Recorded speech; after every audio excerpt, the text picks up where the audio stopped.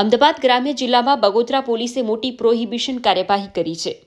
ભારતીય બનાવટના પરપ્રાંતીય દારૂની 16,608 બોટલો સહિત કુલ 1,37,64,956 રૂપિયાનો મુદ્દામાલ ઝડપી લેવામાં આવ્યો છે. આ કાર્યવાહી આગામી 31 ડિસેમ્બરને ધ્યાનમાં રાખી અમદાવાદ ગ્રામ્ય પોલીસ દ્વારા ચલાવવામાં આવી છે. પોલીસ મહાનિરીક્ષક સુશ્રી વિધિ ચૌધરી અને પોલીસ અધિક્ષક શ્રી ઓમ પ્રકાશ જાટના માર્ગદર્શન હેઠળ આ કાર્યવાહી હાથ ધરવામાં આવી હતી.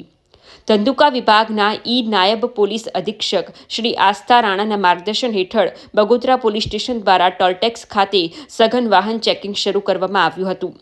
આ દરમિયાન મળેલી બાતમીના આધારે અશોક લેલન કંપનીની ટ્રકને રોકી તપાસ કરવામાં આવી.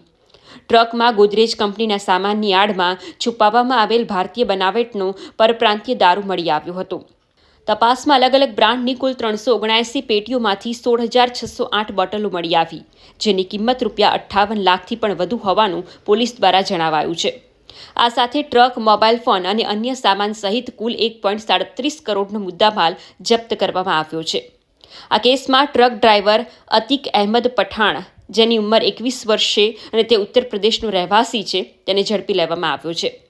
જ્યારે દારૂ પૂરું પાડનાર રોહિત યાદવ, જે વાપીમાં રહે છે, તેના સહિત અન્ય આરોપીઓ ફરાર હોવાનું પણ પોલીસે જણાવ્યું છે અને તેમની શોધખોળ શરૂ કરવામાં આવી છે.